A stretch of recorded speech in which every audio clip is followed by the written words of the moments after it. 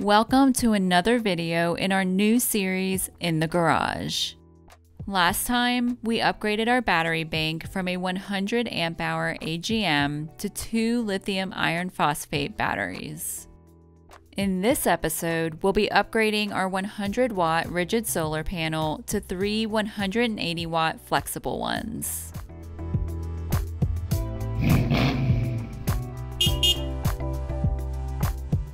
When we purchased our Lance 825 truck camper, it was already equipped with a 100 watt rigid solar panel and charge controller, both from GoPower. On average, this brought in roughly 5 amps on a clear sunny day, which now isn't enough to power our newly upgraded battery bank. Our plan was to replace the original rigid panel with these 180 watt flexible ones. We liked the lower profile and lighter weight of these panels, which are both important factors for a truck camper. We first needed to figure out how many panels could fit on the roof, so we used our version of CAD, Cardboard Aided Design. We put those Amazon boxes to use and cut out the exact dimensions of the solar panels. Yeah. There's plenty of room here. And then yeah. I think if we remove Oh, nice. Yeah. we'll put one there and possibly one above it. Yeah. Yeah. That looks like it fits. Yeah, that'll work. Sweet.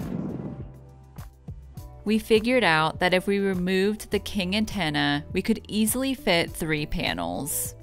But before we get started with the installation, here's a little disclaimer. Oh, hello there. Now, there's a great chance this isn't the way we did it, but it's the way we did it. Damn it. There's a chance that the Blue Jays are getting in the shot, and that there's a lot of other better ways to do. Shut up. This is the way we did it. Don't do it this way. We did it this way. Crispy, crunchy, crushed.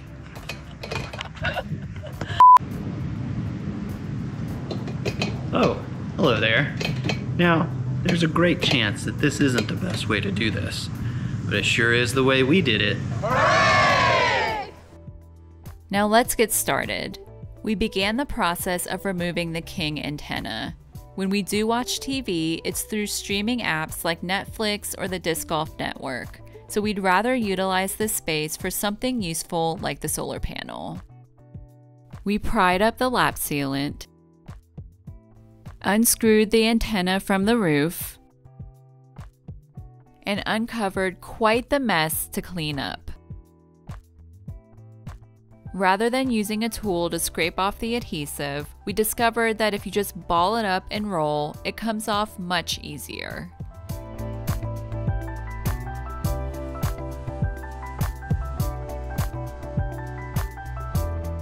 We then went inside to remove the bottom half of the antenna, which was just a tad easier than removing the top half.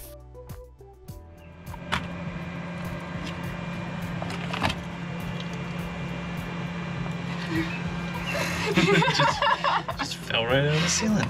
That was easy. It took itself apart. All right.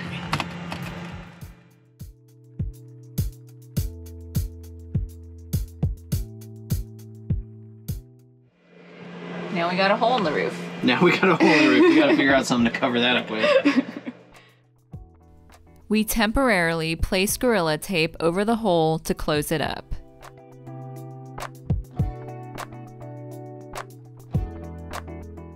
Now it was time to fill the hole with spray foam. And I swear this next part was not user error, but a defective can. Won't stop! It won't stop! Oh no! It won't stop! Unscrew it. Unscrew it. Put your rubber glove over it. Yeah, but take your rubber glove off and then Jesus. Oh God. Dave? What? Oh no. Take your rubber glove off and put it over the top of it. And then let's go throw it in the trash can. After it dried, we cut off the massive excess, and sealed the holes with silicone sealant.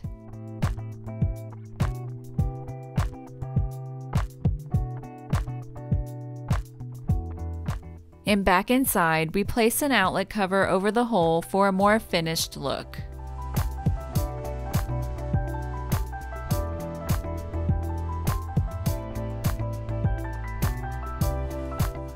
Now it was time to remove the original solar panel, which simply entailed unscrewing it from the roof and prying up the lap sealant.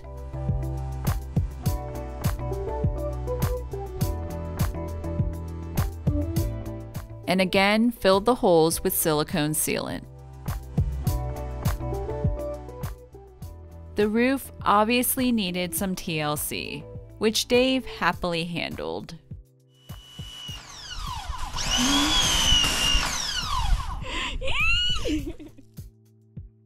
To better seal and waterproof the exposed holes, we used this RV roofing patch kit. We cut each patch to size,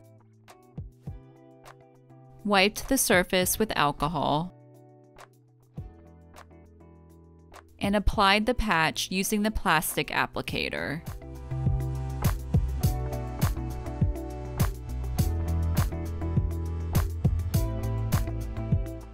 Our roof was now prepped and ready for the new solar panels.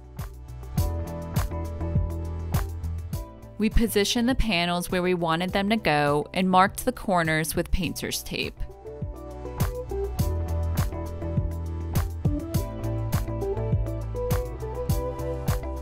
We then cleaned each area with alcohol, applied a silicone construction adhesive,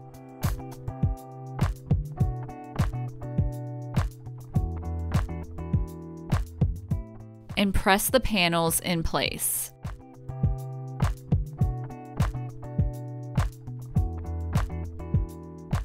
For added protection, we put sealant around the front edges to prevent wind from peeling them off while driving.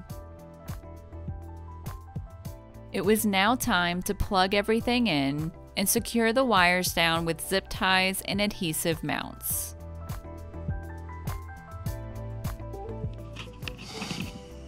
This is riveting.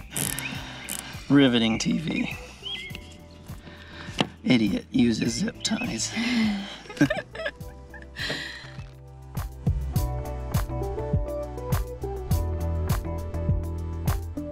And just like that, we had upped our solar from 100 watts to 540 watts. Now for the moment of truth. We turned on the battery and stared at our charge controller in anticipation. Watching it go all the way up to 22 amps. And that's with it being a fairly cloudy day. This should be plenty of power to keep our new batteries charged while we work from the road. Speaking of working from the road, we decided to upgrade that too. But that's next time on The Way We Did It. Garage!